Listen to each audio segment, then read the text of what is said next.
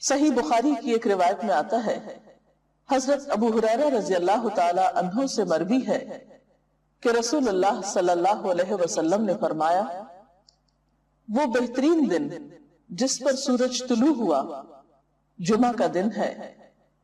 اسی دن حضرت آدم علیہ السلام تخلیق کیے گئے، اسی دن جنت میں داخل کیے گئے اور اسی دن وہاں سے نکالے گئے، اور قیامت واقع نہیں ہوگی مگر جمعہ کے دن۔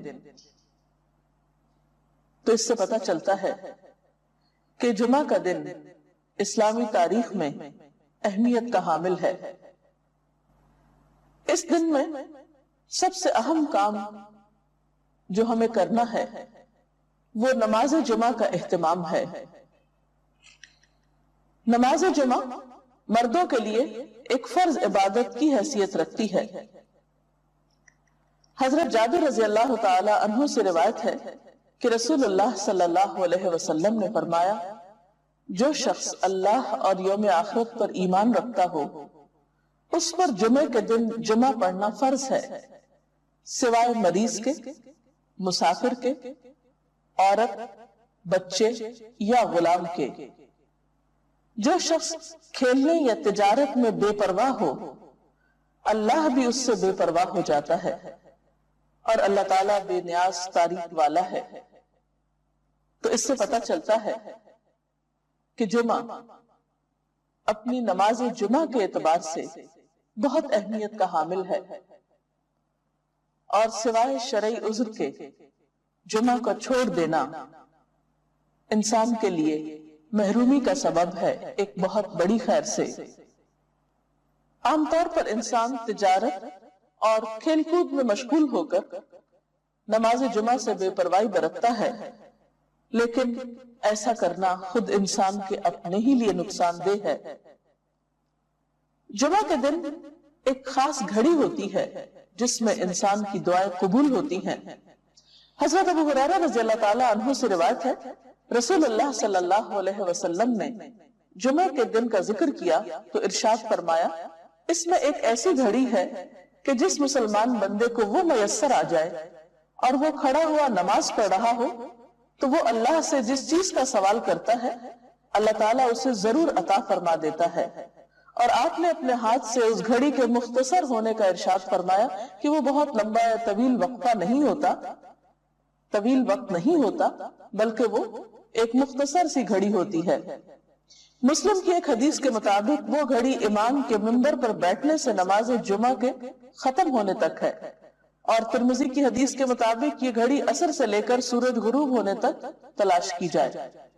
اس سے پتہ چلتا ہے کہ یہ دو اوقات خاص طور پر جمعہ کے دن اہم ہیں جن میں اللہ تعالیٰ کا ذکر اور عبادت کی جانی چاہیے۔ نماز جمعہ کے علاوہ کچھ اور کام بھی جمعہ کے دن خاص اہتمام کے ساتھ کیے جانے چاہیے۔ ان میں سب سے پہلی چیز طہارت و پاکیزگی کا اہتمام اور اس کے لیے غسل کرنا۔ حضرت ابو سعید خدری سے روایت ہے کہ رسول اللہ صلی اللہ علیہ وسلم نے فرمایا، جمعہ کا غسل ہر بالغ شخص پر واجب ہے، یعنی اس سے اس کی اہمیت کا اندازہ ہوتا ہے۔ حضرت سلمان فارسی کہتے ہیں کہ نبی صلی اللہ علیہ وسلم نے فرمایا کہ جو شخص جمعہ کے دن غسل کرے اور جس قدر اس کے امکان میں ہو طہارت کرے، پھر تیل لگائے یا اپنے گھر کی خوشبو استعمال کرے، اس کے بعد جمعے کے لیے نکلے اور دو آدمیوں کے درمیان میں جو مسجد کے اندر بیٹھے ہوں تفریق نہ کرے، یعنی بیچ میں سے ان کو نہ کاٹے، پھر جس قدر اس کی قسمت میں ہو نماز پڑھے، پھر جس وقت امام خطبہ پڑھنے لگے تو چپ رہے، تو اس کے وہ گناہ جو اس جمعے اور پچھلے جمعے کے درمیان ہوئے بخش دیے جاتے ہیں۔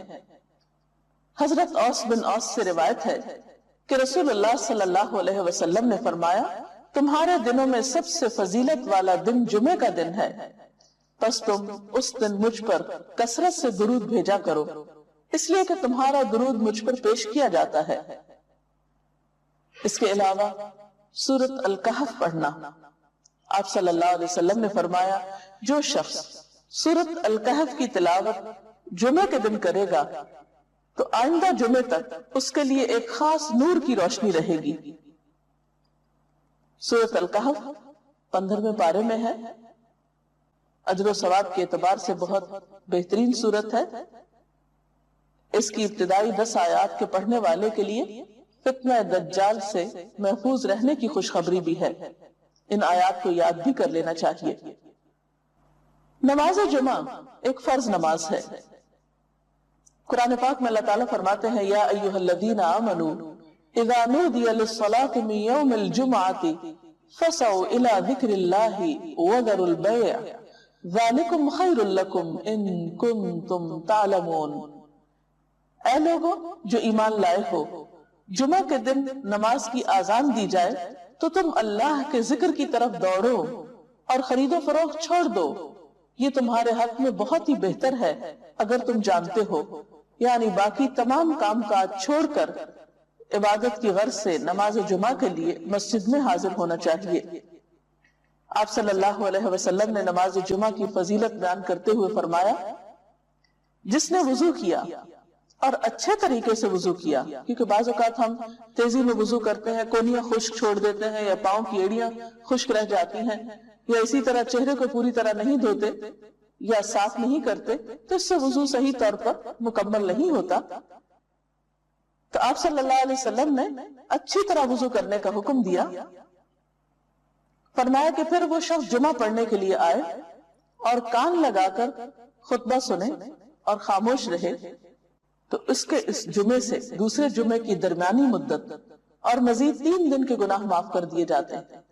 اس میں آپ دیکھ رہے ہیں کہ خاص طور پر خطبے کے وقت خاموشی کا ذکر ہے، کیونکہ اس وقت توجہ کے ساتھ بات سننا نہایت ضروری ہے۔ ایک اور حدیث میں یہ بھی آتا ہے کہ اگر کوئی شخص کسی دوسرے کو خطبے کے دوران یہ کہتا ہے کہ تم چپ ہو جاؤ، یعنی چپ کرانے کے لیے بھی بولتا ہے، تو اسے بھی ایک لغو بات شمار کیا گیا اور ناپسندیدہ قرار دیا گیا۔ نماز جمعہ نہ پڑھنے والوں کے لیے آپ نے وعید بھی سنائی۔ حضرت ابو ہریرہ اور حضرت ابن عمر سے روایت ہے، انہوں نے رسول اللہ صلی اللہ علیہ وسلم کو اپنے منبر کے تختوں پہ یہ فرماتے ہوئے سنا کہ لوگ جمعے چھوڑنے سے باز آ جائیں، ورنہ اللہ تعالیٰ ضرور ان کے دلوں پہ مہر لگا دے گا، پھر وہ یقیناً غافل لوگوں میں سے ہو جائیں گے۔ اور غافل دل تو پھر ایک بیمار دل ہوتا ہے، انسان کے اپنے ہی لیے تکلیف دہ ہوتا ہے۔